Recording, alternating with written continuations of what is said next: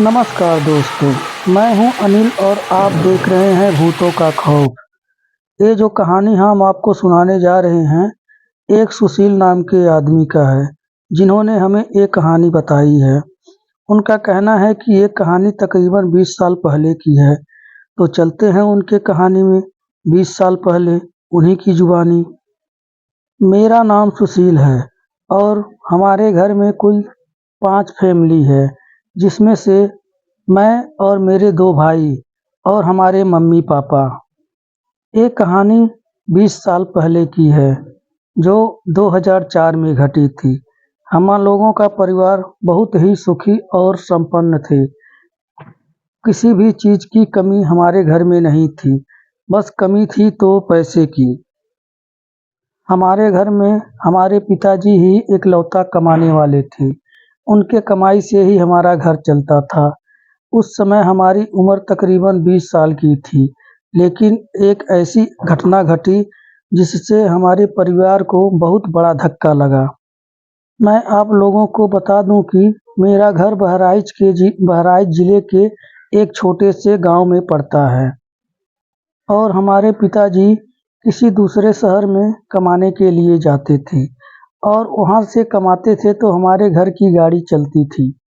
हमारे पिताजी की उम्र तकरीबन 40 साल के करीब थी, लेकिन न ज़्यादा वो बूढ़े थे, न ज़्यादा जवान थे, मीडियम में थे। लेकिन अचानक उनको किसी बीमारी ने जकड़ लिया और वो दवाइयों पर चलने लगे, इसीलिए खर्चे ज़्यादा हो गए, कमाई कम हो गई। इसीलिए हमारे घर की नैया डमाडोल सी चलने लगी, हर चीज़ की कमी महसूस होने लगी। मुझे ये देखकर बहुत ही परेशानी हुई कि हमारे पिताजी बीमार रहने लगे हैं और कमाई कम हो रही है, हमारे घर के खर्चे नहीं चल रहे हैं। समझ लीजिए कि गरीबी का मतलब माहौल बन गया था। किसी दिन बिना खाना भी खाए रहना पड़ता था। सुबह का खाना मिल जाता तो शाम का नहीं मिलता, शाम को मिल जाता तो सुबह का नहीं मिलता। हम लोग बहुत परेशान रहने लगे। इसीलिए हमारे पिताजी सोचे कि हमें भी अपने साथ ले जाकर कुछ काम धंधा में लगा दें, ताकि पैसे की आमदनी बढ़ जाए और किसी तरीके से गाड़ी आगे बढ़े। एक दिन हमारे पिताजी ने हमें बुलाया कि सुशील बेटा, ऐसा कर, तू भी हमारे साथ शहर चल और वहाँ चलने के बाद तुझे भी हम कोई काम धंधा दिला देंगे और तू भी कमाएगा, मैं भी कमाऊंगा, तो कुछ पैसे की आमदनी ज़्यादा हो जाएगी। इसलिए हम दोनों की गाड़ी चलती रहेगी और घर का खर्चा भी नहीं रुकेगा। और तो और, तू भी तो जवान हो गया है, तेरी भी शादी करनी है, आगे खर्चे बढ़ने ही वाले हैं। मैं पिताजी के बात से सहमत हो गया और उनके साथ शहर जाने के लिए तैयार हो गया और कुछ दिनों में हम बाप बेटे दोनों शहर के लिए चले गए। हमारे पिताजी शहर में एक भाड़े के मकान में रहते थे, जिसमें कुल 4 लोग रहते थे और वो मकान बहुत ही छोटा था। छोटा क्या था, समझ लीजिए कि एक कमरा ही था। उस कमरे में 4 लोग का गुजारा बड़े मुश्किल से होता था। इसलिए जो 3 लोग और रहने वाले थे हमारे पिताजी के साथ में, वो कहते हैं कि भाई साहब, ऐसा है, 5 लोगों का गुजारा तो इस कमरे में होगा नहीं। ऐसा करिए, आप एक दूसरा कमरा देख लीजिए और आप वहाँ जाके रहिए बाप बेटे दोनों। इसलिए हम लोगों को भी ना परेशानी हो और आप लोगों को ना परेशानी हो। हम दोनों लोग खुश रह सके और हर चीज़ में दिक्कत नहीं होगी। हमारे पिताजी को ये बात जम गई कि चलो हम बाप बेटे एक जगह रह लेंगे और ये लोग 3 लोग आपस में जैसे मर्जी रह लेंगे। तो कमरे की छानबीन शुरू हो गई। कई अपने यार दोस्तों को बोले कि भाई, हमको भी एक छोटा सा कमरा दिला दो, घर दिला दो, जिसमें हम बाप बेटे रह सकें। तो करते धरते 2-4 दिन का दिन बीत गया। उसके बाद एक कमरा मिल गया। वो कमरा 3 मंजिल के ऊपर था और छोटा ऐसा ही था, लेकिन वहाँ बहुत सुकून था, वहाँ कोई रहता वहता नहीं था। और वो कमरा हम लोगों ने ले लिया और अपने पुराने जगह से अपना जो सामान था वो खाली करके हम लोग अपने उस नए कमरे में आ गए। हम लोग जिस घर में गए थे, वो घर 2-3 मंजिल था। नीचे के सबसे नीचे मकान मालिक रहते थे, उनकी फैमिली रहती थी।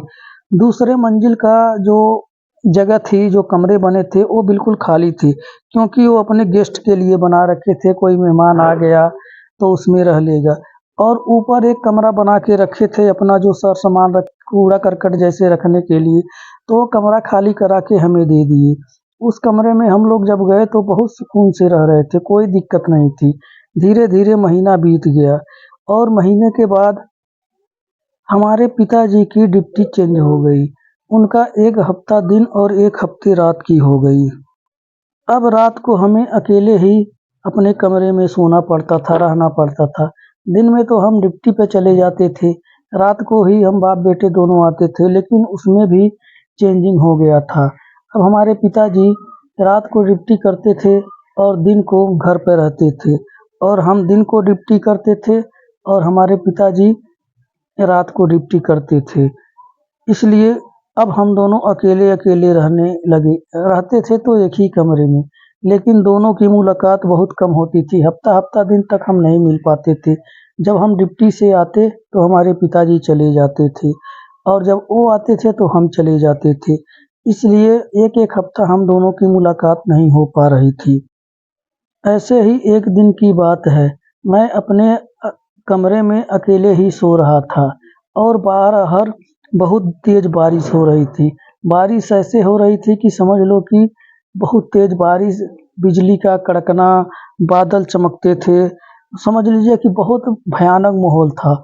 उस माहौल में बिजली ऐसे कड़कती थी कि शरीर को भी ऐसे लगता था कि जैसे दिल दहलाने देने वाली बिजली कड़क रही थी।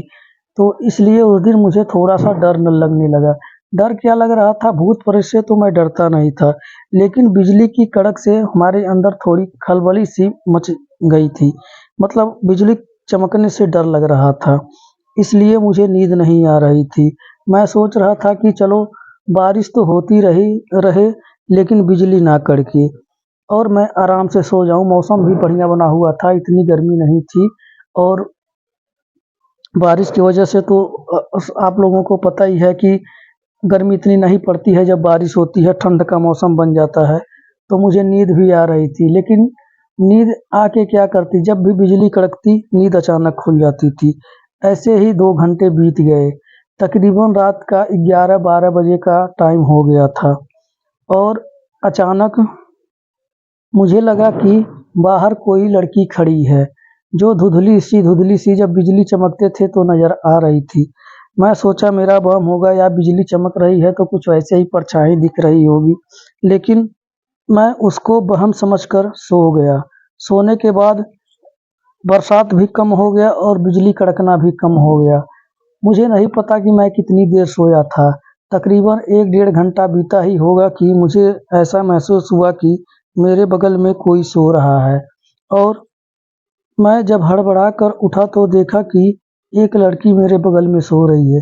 मैं अपना आँख मसलते हुए जब दोबारा देखा तो वहाँ कोई नहीं था। मुझे इतना डर लगा कि ये क्या हो रहा है। फिर मैं सोचा कि हो सकता है कि मेरा वहम हो। सारी रात बिजली कड़कने की वजह से मैं सही से सो नहीं पाया, इसलिए मुझे वहम लग रहा था। इसलिए मैं अपना वहम समझ के मैं फिर सो गया, और सोने के बाद मुझे थोड़ी देर के बाद बहुत अच्छी नींद आई। जब मैं नींद में चला गया तो मैं सपना देख रहा हूँ कि मैं किसी पार्क में या किसी जंगल झाड़ी जैसा था, लेकिन बहुत खूबसूरत सा था, पार्क जैसा ही बना हुआ था। किस्म-किस्म के फूल लगे हुए थे हर तरफ।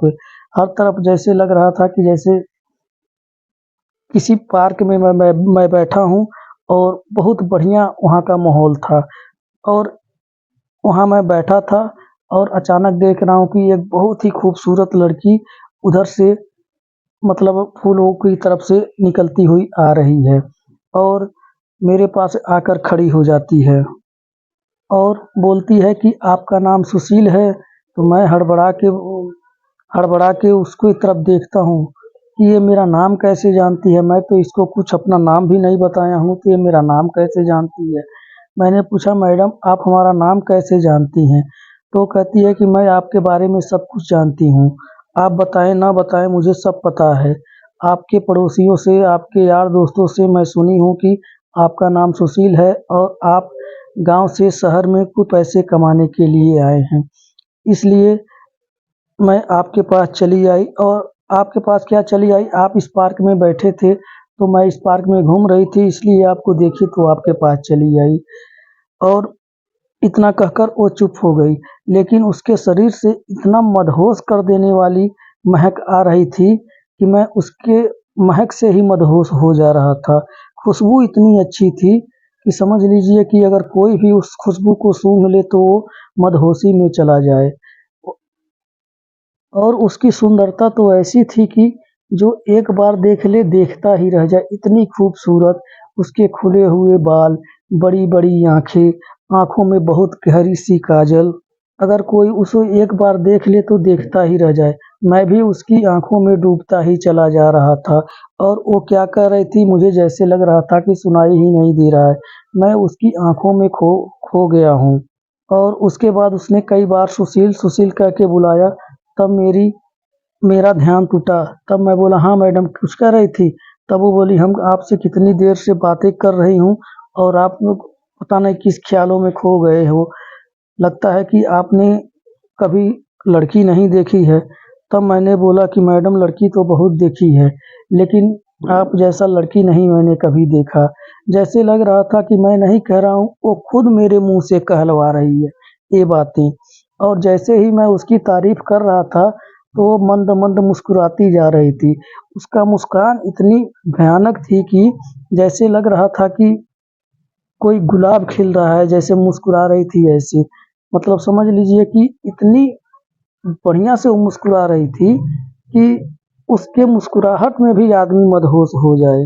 और धीरे-धीरे हम दोनों बातें करने लगे और कहती है कि चलो चलते हैं, आपको इस बगीचे में घुमा के ले आते हैं।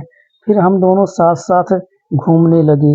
घूमते-घूमते तकरीबन बहुत टाइम बीत गया था और अब वो कहने लगी कि ऐसा है, अब मैं चलती हूँ, अब हमारा टाइम हो गया है और आप भी अपने घर चले जाइए। मैं जाके उसी जगह पे सो गया और वो चली गई।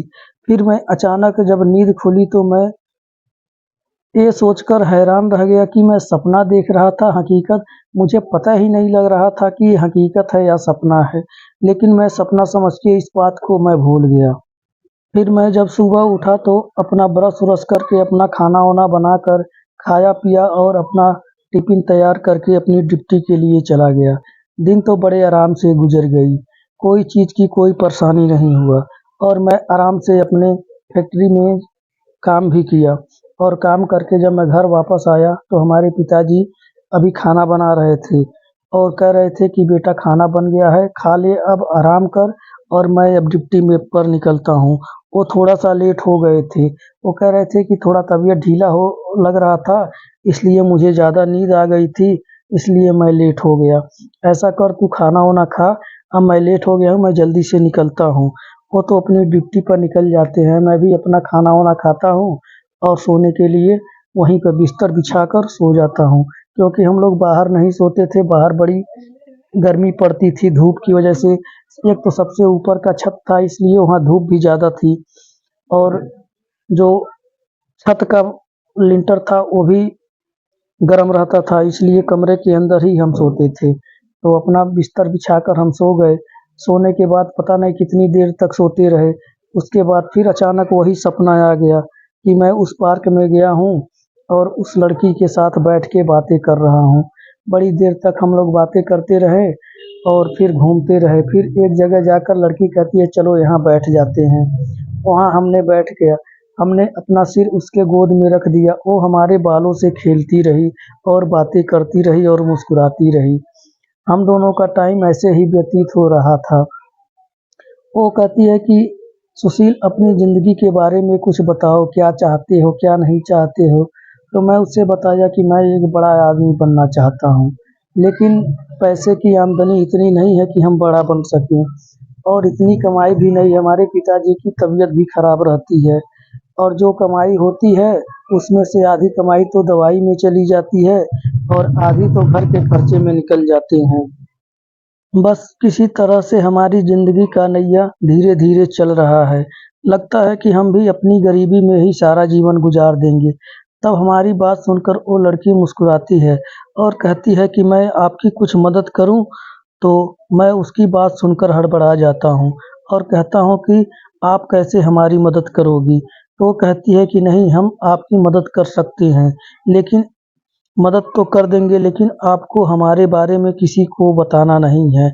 अगर जिस दिन आप हमारे बारे में किसी को बता दिए, तो उस दिन से फिर आप जहाँ के हैं वहीं पर आ जाएँगे। आपकी हालत फिर वैसे हो जाएगी, गरीबी में चले जाएँगे और उसमें मेरा कसूर नहीं होगा, उसमें आपका ही कसूर होगा। हाँ, जब तक आप हमसे मिलते रहेंगे, तब तक अबीर बनते रहेंगे। तो मैं उस रात का इंतज़ार करने लगा कि वो रात कब आएगी और मैं जॉब करूँगा और उस लड़की को सिद्ध करूँगा जो जिससे हम धनवान बन सकते हैं और वो हमारी मदद कर सकती है। धीरे-धीरे करके पूरा महीना बीत गया, वो दिन आ भी गया और हमारे पिताजी की उस दिन नाइट ड्यूटी हो गई थी, इसलिए कोई समस्या नहीं थी ये काम करने के लिए। मैं तैयार होके अपना सब कुछ काम ख़त्म करके अब 12 बजे का इंतज़ार करने लगा कि कब 12 बजे और मैं अपना जॉब शुरू करूँ और वो भी घड़ी आ गई धीरे-धीरे करके और मैं जॉब पर बैठ गया। मैं जो मंत्र उस लड़की ने बताया था, पूरी विधि-विधान से उस मंत्र का जाप करने लगा। करते-करते 3 घंटे का टाइम बीत गया, लेकिन कोई अनुभव और कोई प्रक्रिया नहीं हुई। मैं सोचा कि लगता है कि ये मंत्र सिद्ध नहीं होगा, क्योंकि वो लड़की बोली थी कि मैं तुम्हारे सामने आ जाऊँगी, लेकिन वो जाप भी पूरा हो गया, वो हमारे सामने नहीं आई और मैं अपना पूजा-पाठ खत्म करके और उसी जगह पर सो गया और सोने के बाद मुझे बहुत गहरी नींद आ गई, क्योंकि 3 घंटे के जाप में मैं थक चुका था और उस रात मुझे बहुत ही गहरी नींद आई और नींद में मैं देख रहा हूँ कि मैं उसी पार्क में चला गया हूँ और वो लड़की मेरे पास आ गई है और बहुत ही मंद-मंद मुस्कुरा रही थी और खुश नज़र आ रही थी। वो कह रही थी कि आपने जाप कर लिया? मैंने बोला हाँ, कर लिया। तब कहती है कि मैं आपसे बहुत खुश हुई आपके जाप से। तो मैं बोला आप तो हमसे खुश हुई, लेकिन हम तो मिले तो नहीं ना। तो कह रही लड़की हम मिल ही रहे हैं ना, क्या कर रहे हैं, ये मिले ही हैं। तो ऐसे बातें होती रही और धीरे-धीरे कब सुबह हो गया मुझे पता ही नहीं चला और हमारे पिताजी भी ड्यूटी से आ गए और हमें जगाने लगे, सुशील बेटा उठ जा, कितनी देर तक सोएगा, ड्यूटी नहीं जाना है? तो मैं हड़बड़ाकर उठा और अपने पिताजी की तरफ देखने लगा और घड़ी में जब देखा तो दिन का 8:30 से ऊपर का टाइम हो रहा था और मैं अचानक ही सोचा कि इतनी देर तक मैं कैसे सोता रहा। फिर मुझे याद आया कि मैं जॉब जो किया था, इसलिए लेट सोया हूँ, इसलिए देर देर तक सोता रह गया। चलो कोई बात नहीं, मैं जल्दी-जल्दी तैयार हुआ और अपनी ड्यूटी पर चला गया। जब ड्यूटी खत्म करके घर वापस आया तो हमारे पिताजी अपने ड्यूटी पे जा चुके थे और मैं अकेला ही अपने घर पे खाना बनाने की तो नहीं, खाना तो हमारे पिताजी बना के ही गए थे, खाने की तैयारी कर रहा था। लेकिन मैं सोचा कि थोड़ा-सा आराम कर लेता हूँ, तब थोड़ा रुक के खाना खाऊँगा और बैठे-बैठे आराम करने लगा। तो मैं देख रहा हूँ कि हमारे छत पर को पायल की छन-छन की आवाज़ आ रही है। बहुत मधुर ही आवाज़, जैसे धीमी आवाज़ थी, छन, छन, छन।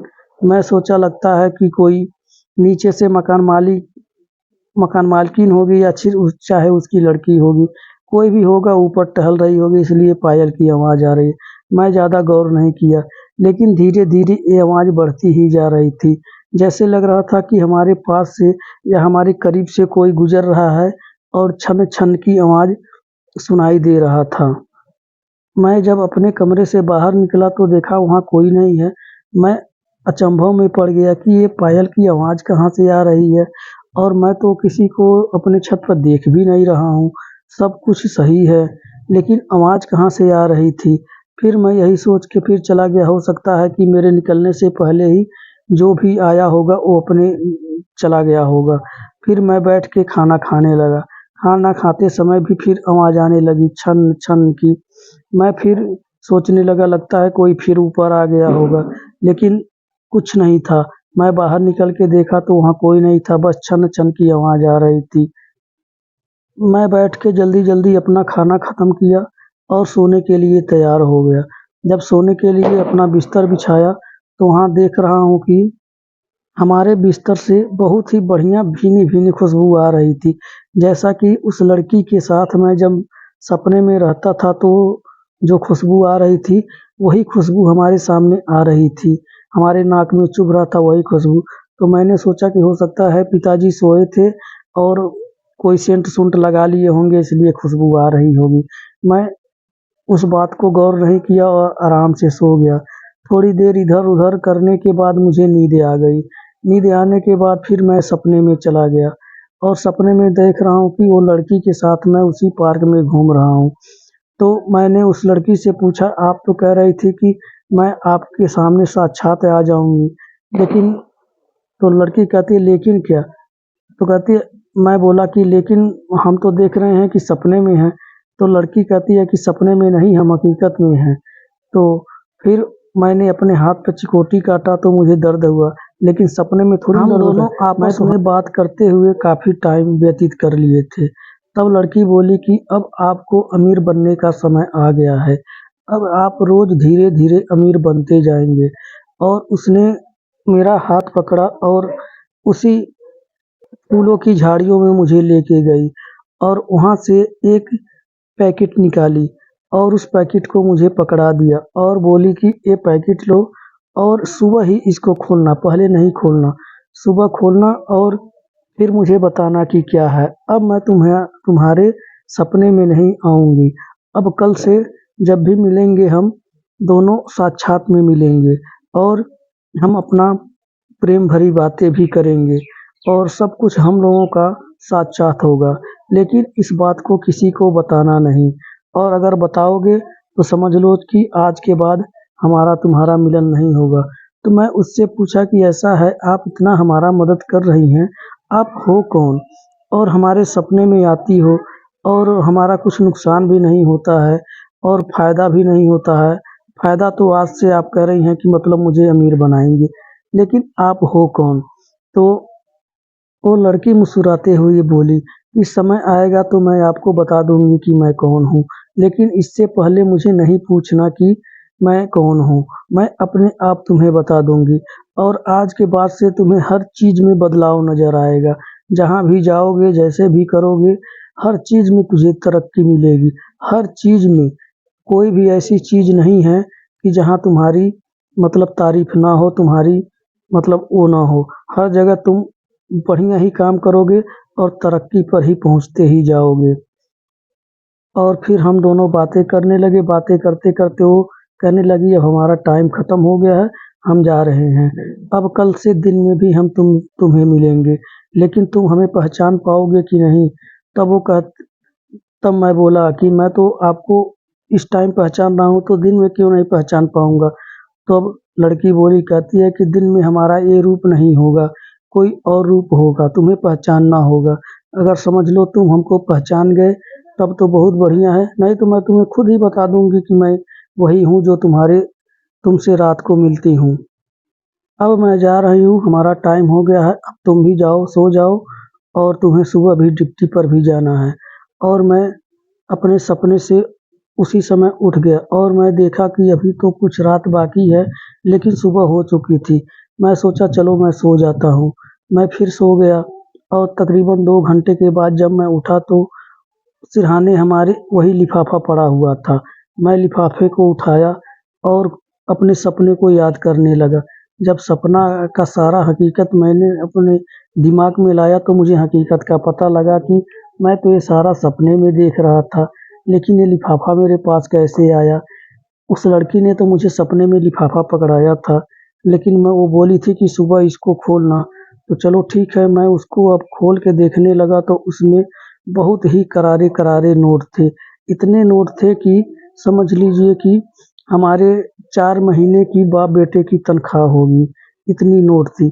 मैं जब उस नोट को देख के तो बहुत खुश हो गया, लेकिन मैं ये सोचने लगा कि मैं अपने पिताजी को बताऊँ क्या? कैसे ये पैसे उनके हाथ में पकड़ाऊँ? अगर कोई ऐसी-वैसी बात पूछने लगे, जिससे मैं हड़बड़ा कर अपनी सच्चाई के बारे में बता दिया, तो मेरा सारा किया कराया पर पानी फिर जाएगा। वो लड़की मुझसे मिलेगी नहीं। लेकिन मैं अपने आप को सँभाला और रोज़ की तरह अपना जो भी काम करना था खाना बनाया, खाया, नहाया, धोया और अपने ड्यूटी पर चला गया। डिप्टी पे पहुँचने के बाद वहाँ के जितने भी कर्मचारी थे वो मुझे घूर रहे थे। मैं कई लोगों से पूछा जो हमारे उम्र के थे, उनसे पूछा यार तुम लोग और ये सब हमको क्यों घूर रहे हैं? तब उसमें से एक लड़का था वो बोलता यार तुम्हारे शरीर में कुछ परिवर्तन हुआ है, तुम आज बहुत खूबसूरत दिख रहे हो। इसलिए सभी लोग तुमको देख रहे हैं कि रातों रात कैसे इतना परिवर्तन हो गया। कल तो तुम कुछ और नज़र आ रहे थे, आज कुछ और नज़र आ रहे हो। फिर मैं उनसे बोला यार कुछ भी तो नहीं है, जैसे मैं रोज़ आता था, जैसे रोज़ करता था वही तो है, खाना-पीना वही है, तो मेरे शरीर में परिवर्तन कैसे हो गया? मैं सारी बातें टाल दिया, फिर उस लड़की की बातें याद आने लगी कि लड़की मुझे ऐसे-ऐसे बोल रही थी, लेकिन वो मुझे आज दिन में मिलने के लिए बोली थी, लेकिन अब तक मिली नहीं, कब मिलेगी? मैं यही बात सोचता रहा और अपने काम को करता रहा। धीरे-धीरे करके ड्यूटी खत्म हो गई और हम अपने घर के लिए चल दिए और जब घर पहुँचे तब ज्यों ही गेट के दरवाजे पर पहुँचे नीचे, तो रोज़ की तरह गेट लॉक था। हमने घंटी बजाई और रोज़ तो मकान मालकिन आके गेट खोलती थी, लेकिन आज एक लड़की आके गेट खोलती है और मैं जब उसको देखता हूँ तो देखता ही रह जाता हूँ। वो कमाल की खूबसूरत थी, इतनी खूबसूरत थी कि जैसे लग रहा है सपने वाली लड़की यही है। लेकिन मैं सोचा कि नहीं ये मकान मालकिन की लड़की है और इसके साथ कुछ हम बोल नहीं सकते, नहीं तो कहीं कमरा के खाली करने के लिए बोल दी तो और मुसीबत बढ़ जाएगी। और वो मुझे देखकर मुस्कुराती जा रही थी। मैं उसकी मुस्कुराहट को देखकर कुछ समझ में नहीं पाया और मैं अपना पौड़ी पर चला गया और पीछे मुड़-मुड़ कर देखे जा रहा था और वो लड़की मुझे भी देखे जा रही थी।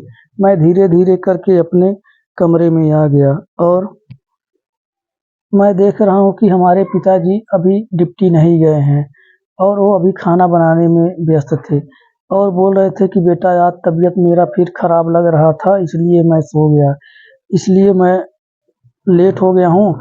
ऐसा कर जितना बना है उतना मैं खा लेता हूँ, बाकी खाना तू बना ले और खा के सो जाना और मैं ड्यूटी पे चलता हूँ। तो मैंने पिताजी से कहा पिताजी 1 मिनट रुको तो। तब हमारे पिताजी बोले हाँ बेटा बोल क्या बात है? तब मैं अंदर से डरते हुए और बाहर से मुस्कुराते हुए वो लिफाफा अपने पिताजी के हाथ में रख दिया और कुछ बोलना चाहता था, तब तक पिताजी बोले बेटा ये क्या है? तब मैं बोला पिताजी मैं रास्ते से आ रहा था तो ये लिफाफा गिरा हुआ मुझे मिला, लेकिन मुझे नहीं पता इस लिफाफे में क्या है। तब हमारे पिताजी बोले बेटा ऐसी कोई बाहर की चीज़ उठाना नहीं चाहिए और तू लिफाफा उठा के ले आया, लिफाफे में क्या होगा? कुछ कागज़ पत्तर होंगे और क्या होगा? तब मैं बोला पिताजी पहले लिफाफा तो खोलिए, देखो कि इसमें क्या है? बिना देखे ही बोल रहे हैं कागज़ पत्तर होगा। चलिए कागज़ पत्तर भी होगा तो हम इसे बाहर फेंक देंगे कूड़े में, लेकिन देख लीजिए कोई ज़रूरत का सामान तो नहीं है। तब हमारे पिताजी जब उस लिफाफा को खोले तो उनकी आँखें खुली की खुली रह गई। वो तो कुछ बोल ही नहीं पा रहे थे। जैसे लग रहा था कि उनको वो क्या चीज़ देख ली है जो इतनी हड़बड़ी में मतलब उनको मुँह से आवाज़ ही नहीं निकल रहा था। तब मैंने 2-3 बार पिताजी को आवाज़ लगाया, तब जैसे लगा कि उनकी वो ध्यान टूटा है, तब बोले बेटा ये तू कहाँ पा गया ये चीज़? इसमें तो बहुत पैसे हैं और वो भी नई-नई नोट, करारे-करारे नोट हैं, तुझे ये कहाँ से मिला? मैं बोला पिताजी मैं आपको तो बताया था कि रास्ते में मुझे मिला है, लेकिन आप बोल रहे थे इसमें कागज़ पत्तर था। ले आइए दिखाइए क्या है इसमें मैं भी देखता हूँ। तो मैं भी जब देखा तो मतलब झूठ-मूठ का नाटक करने लगा, मैं भी हैरानी से उसे देखने लगा और हम दोनों बाप-बेटे खुश हो गए, इतने नोट देख के। फिर हमारे पिताजी बोले बेटा ये किसी का होगा तो कितना उसके मन में दुःख होगा और वो इस पैसे को कितना ढूँढ रहा होगा। मैंने पिताजी से बोला ऐसा है पिताजी हम इस पैसे को खर्च नहीं करेंगे, अगर कोई ढूँढता हुआ आया तो दे देंगे, अगर कोई नहीं आया तो हम अपने खर्चे के लिए रख लेंगे, थोड़े दिन इंतज़ार करते हैं। मुझे तो पता था कि कोई आने वाला नहीं है, लेकिन अपने पिता के तसल्ली के लिए मैंने ये बात बोला और हमारे पिताजी हमारी बात से राज़ी भी हो गए और वो इतने खुश हो गए कि कहते हैं कि बेटा आज तो मन नहीं कर रहा है ड्यूटी जाने का, लेकिन क्या करें? अगर जाएंगे नहीं तो मालिक नाराज होगा, और वैसे भी मेरा तबीयत खराब रहता है तो घंटा 2 घंटा अगर लेट भी पहुंचता हूं तो वो बोलता नहीं है। अगर डिप्टी जाना बंद कर देंगे तो कहीं काम से ही ना निकाल दे। मैं पिताजी को समझाते हुए बोला कि ऐसा करिए पिताजी, कोई बात नहीं, आज इस पैसे को संभालिए और मैं खाना खा के सोऊंगा, और अपना खाना खाइए और ड्यूटी पे जाइए। अब हमारे पिताजी अपने ड्यूटी पर निकल चुके थे इस पैसे को संभाल के। मैं भी खाना वाना खा के अब सोने लगा था। तभी अचानक मैं देख रहा हूँ कि जो लड़की नीचे गेट खोलने आई थी वो लड़की ऊपर आ गई और मेरे कमरे के सामने आके खड़ी हो गई और बोली, क्या तुम मुझे अंदर नहीं बुलाओगे? मैं बोला, क्यों नहीं बुलाऊंगा, आ जाइए, आप ही का घर है। तो वो लड़की मुस्कुराते हुए बोली, नहीं नहीं, ये मेरा घर नहीं है, ये अब आपका घर है। आप लोग रहते हैं तो आपका ही घर होगा ना, हम तो आपको भाड़े पे दे रखे हैं, इसलिए जब तक आप भाड़ा दे रहे हैं तब तक ये आपका ही घर है, हमारा नहीं है। और आके वो हमारे पास बैठ गई और हम दोनों बातें करने लगे, और बातों बातों में उसने कब अपने प्यार का इजहार मुझसे कर दिया मुझे पता ही नहीं चला। और मैं उसकी बात तो सुनकर हैरान रह गया कि ये लड़की मुझे अपने प्यार का इजहार कर रही है, और एक लड़की है जो वो मुझे सपने में कह के गई है कि मैं तुमसे मिलूंगी। मैं तो अचंभों में पड़ा था कि ये वही लड़की है या दूसरी है, मुझे तो कुछ समझ में नहीं आ रहा था। फिर मैं उससे डरते-डरते बोला, देखिए आप यहाँ से चले जाइए, क्योंकि हम किराए पे रहते हैं। आपको भी पता, भले ही आप ही मकान मालिकिन हैं, लेकिन आपके मम्मी-डैडी को अगर ये बात पता लग गई, तो वो हमसे कमरा खाली करा लेंगे और हम कहीं का नहीं रहेंगे, और कमरा ढूँढने में पता नहीं कितने दिन लगे, कितने दिन ना लगे, तब तक तो हमें सड़क पे ही रहना पड़ेगा। तो वो लड़की मुस्कुराते ही हुए बोली, ऐसी कोई बात नहीं होगी, तुम घबराओ नहीं, मैं तुम्हारे सपने वाली ही हूँ और तुम मुझे पहचान नहीं पाए हो। ये बात सुनकर तो मैं तो हैरान ही रह गया कि ये लड़की मेरे सपनों वाली है, लेकिन नीचे गेट खोल रही थी। तब मैं उससे कहा, आप ही तो नीचे गेट खोली हैं? तब वो लड़की कहती है कि मैं गेट तो खोली हूँ, लेकिन आज के पहले तो तुम मुझे नहीं देखे हो गेट खोलते हुए, या इस घर में आते जाते कभी देखे हो हमको? तब मैं बोला, नहीं।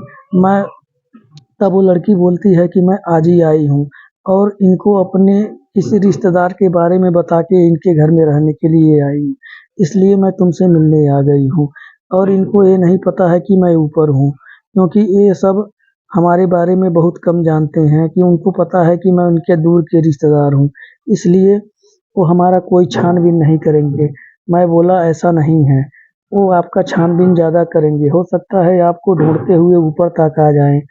फिर तो फिर क्या, वो आ जाएंगे तो हम उनसे बातें कर लेंगे कि चलो कोई बात नहीं, या मैं ऊपर टहलने के लिए आई थी तो यहाँ ही इनको देख के मैं इनसे बातें करने लग गई, एक दिन में क्या कोई शक करेगा।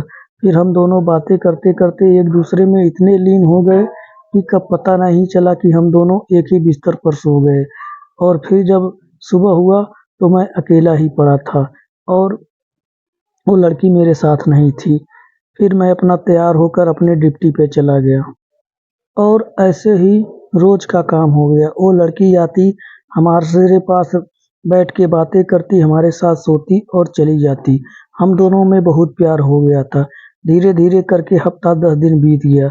हफ्ता 10 दिन बीतने के बाद लड़की एक दिन बोलती है कि ऐसा क्यों नहीं करते कि कुछ अपने ढंग के कपड़े उपड़े बनवा लो, और ढंग से रहा करो, फिट फाट में रहा करो, बढ़िया से रहा करो, और अपने लिए एक गाड़ी भी ले लो।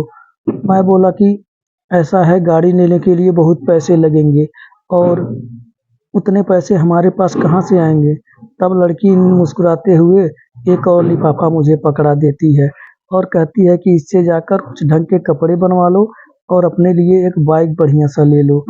तब मैं उस लिफाफे को पकड़ा, लेकिन मैं डरने लगा। मैं बोला, अगर हमारे पिताजी पूछेंगे कि बाइक कहाँ से आई, अगर हम आप लोगों को ये कहानी पसंद आ रही है, अगर आप हमारा वीडियो आप तक पहुंच रहा है, तो कृपया आप हमारे चैनल को लाइक करिए, सब्सक्राइब करिए और बेल की घंटी को ज़रूर प्रेस कीजिए, ताकि जो भी हम नया वीडियो डालें इसका नोटिफिकेशन सबसे पहले आप तक पहुंचे और आप हमारे वीडियो को मिस ना कर सके।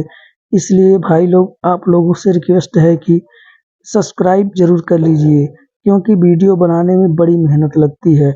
अगर आप लोग को एक सिर्फ बटन दबाना होता है, आप लोग एक बटन दबा देंगे तो आपका कुछ जाएगा नहीं। हाँ, इस कहानी का अगला भाग हम ज़रूर कल लेके आएँगे। तो आप लोग एक दिन और इंतज़ार करिए और कहानी का आनंद लीजिए। नमस्कार।